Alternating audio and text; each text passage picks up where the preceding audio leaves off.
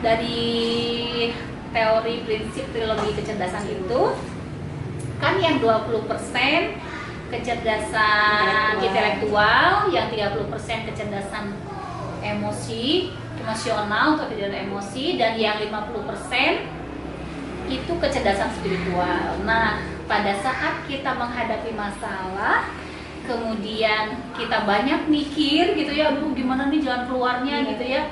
Nah, pada saat itu kita masih memakai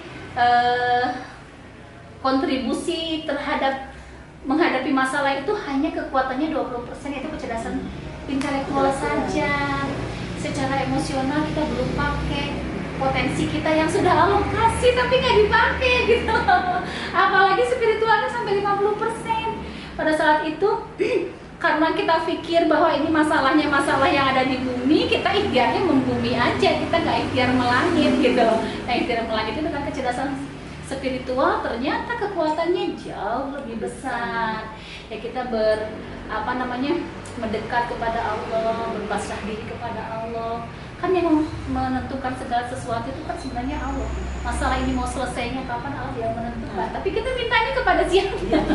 Emang itu kan yang masih banyak belum dipahami. Iya, makanya kenapa harusnya kan la yukallifullahu itu ya, nafsan illa usaha. Harusnya kan semua masalah itu dirasakan itu sesuai dengan kapasitas, pasti akan mudah dilalui. Tapi kenapa jadi susah? Kenapa jadi berat? Kenapa jadi hati sumpah? Jadi menjadi sangat sampai berefek kepada fisik kita? Ya karena ada gitu ya, ada kesalahan. Allah sudah menuntut begini, kita belum mengikuti tuntunan dari Allah. Gitu. Makanya saya orang boleh ya untuk urusan akhirat ikhtiar melangit gitu ya, ikhtiarnya lebih ke langit. Untuk urusan dunia ikhtiarnya membumi.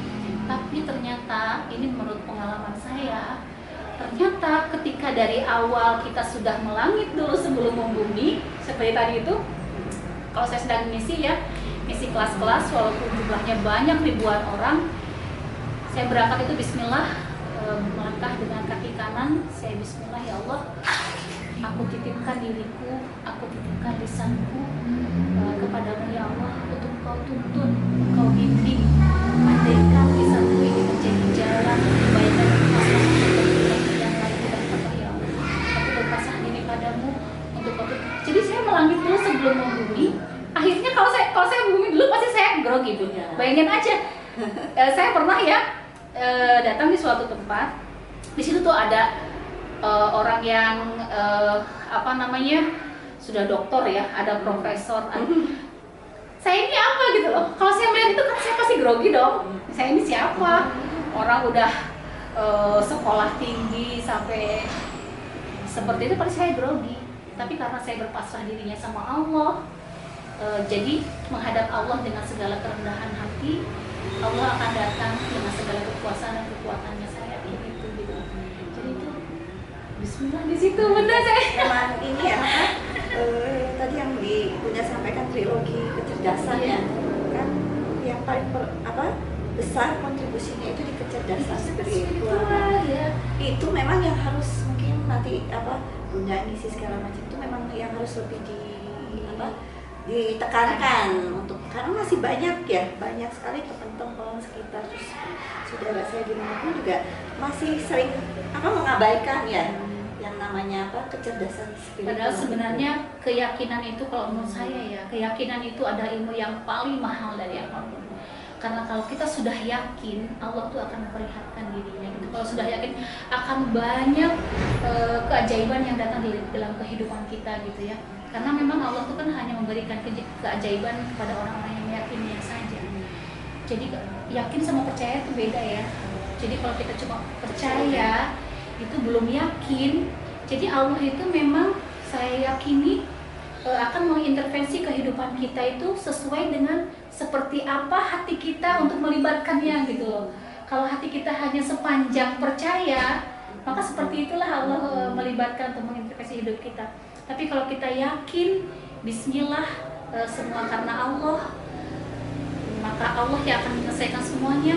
insya Allah Allah itu akan terlibat langsung sampai kepada proses akhir dari semua permasalahan kita. Berarti harus selalu berhusnuzon positif. Husnuzon billah ya kita sama Allah. Kalau kita sudah bisa berhusnuzon billah ya berhusnuzon kepada Allah, kita pun dengan sendirinya pun itu akan terlatih untuk husnuzon sama orang lain. Jadi dalam pikiran kita tuh nggak ada pikiran jelek sama orang lain, karena kita berusaha untuk positif dan berusaha untuk memasukkan energi dari Allah ya. Kan Allah itu nggak punya sifat negatif ya, semuanya sempurna dengan sifat baiknya. Dan kalau saya bahasannya saya biasanya begini Bun, misalnya Allah, aku izinkan diriku untuk menerima segala rahmat yang luar biasa darimu ya Allah. Aku izinkan diriku untuk menerima keberlimpahan alam semesta ciptaanmu untuk menjadi wasilah dan menjadi fasilitas setiap orang untuk menemukan kebahagiaan. Saya selalu menyebutkan itu Bun, dalam setiap aktivitas saya menerapi atau apa untuk diri saya sendiri. Jadi saya yakini di dalam itu apa yang terpancar, insight-nya saya terima yang baik agar bisa memancarkan segala yang baik aja. Dan ketika sudut pandang kita sudah baik Bun, walaupun orang itu pasti kan ada kelebihan dan kekurangannya, tapi kekurangannya seperti tidak terlihat sama kita itu. Jadi semua orang itu hanya baik aja gitu, nggak ada buruknya. Jadi di dalam diri kita tuh nggak pernah ada dendam, nggak pernah ada sakit hati atau apa, karena dengan cara itu kita tidak mengizinkan diri kita untuk disakiti oleh orang lain, karena kita tuh melakukannya bukan untuk diminta untuk mengharapkan balasan dari orang yang kita baikin. Bahkan saya sering ditanya itu Bun, sering bukan ditanya, ditegur atau gini ya sama teman-teman saya, sama terapis. Bunda, kalau Bunda itu ngasih tahu cara-caranya teknik terapi Bunda sama semua orang, Bunda itu kan terapis, nanti Bunda nggak laku lagi dong kan? Nanti Bunda nggak laku lagi, semua orang kan sudah pinter, semua orang sudah jadi bisa mengobati dirinya sendiri, nanti Bunda nggak laku lagi. Ya Allah, kalau soal laku dan tidak laku itu kan hubungannya dengan rezeki ya. Kalau rezeki itu kan sesuatu yang sudah ada bagiannya dari Allah, tidak akan tertukar dan tidak akan salah alamat gitu ya. Untuk apa kita mengkhawatirkan sesuatu yang sudah pasti ada bagiannya? Tapi untuk urusan akhirat, di mana kita bisa amar ma'ruf nahi munkar, bisa bermanfaat buat orang lain, justru itu tabungan kita malah kita abaikan gitu. Agar kita bisa menjadi jariah gitu ya, ilmu yang sudah Allah titipkan itu malah kita sepertinya gini, seperti mengkhawatirkan sesuatu yang kecil, tapi kita membiarkan sesuatu yang besar gitu loh.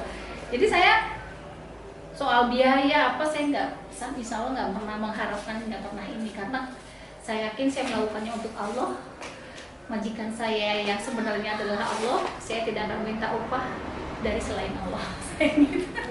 Sama juga gini Bunda, ada yang tanya sama saya loh, itu kalau konsultasi sama Bunda Dewi ini pasti mahal ya gitu loh intinya. Saya bilang insya Allah beliau bukan yang seperti itu. Saya bilang beliau itu bukan orang yang segala sesuatunya dengan hitungan matematik kan ya.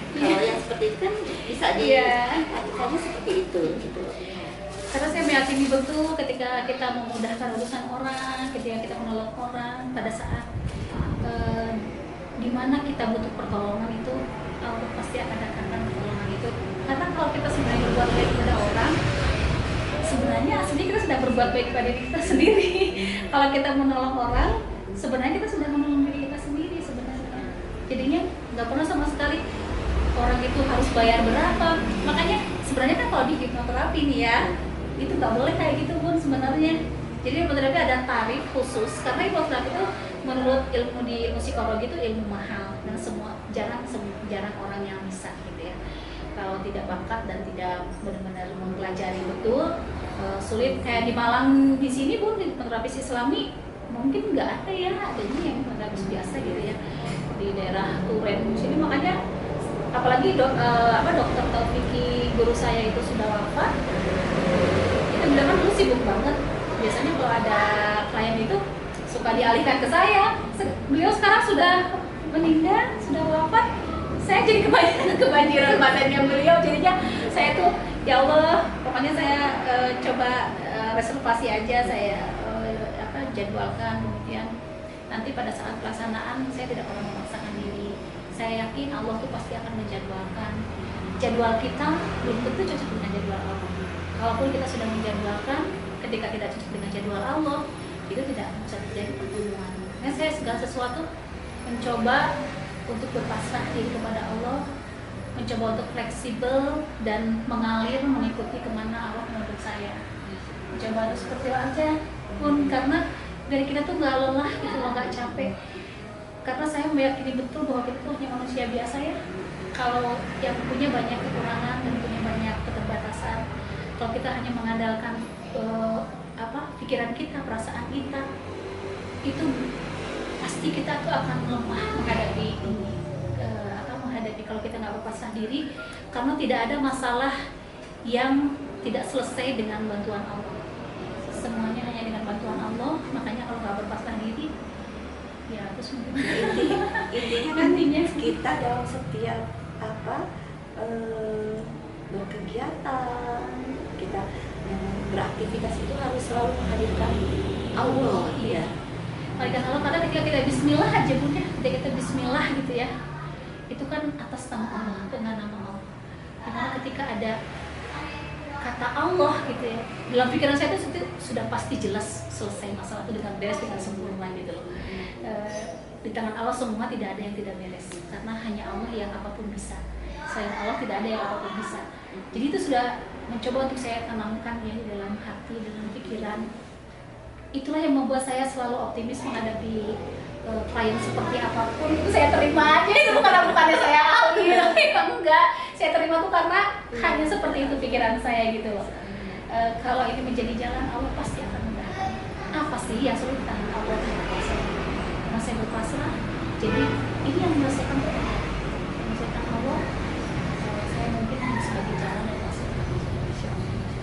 Benar, sebetulnya masih banyak ya apa yang mau saya tanyakan. Saya juga mewakili teman-teman. Kayak salah satunya tentang kesehatan holistik gitu ya. Mungkin lain waktu ya nanti bisa kita lanjutkan lagi bagaimana apa sih kesehatan holistik itu, gimana, terus apa pentingnya gitu. Mungkin ya nanti bisa kita lanjutkan di lain waktu.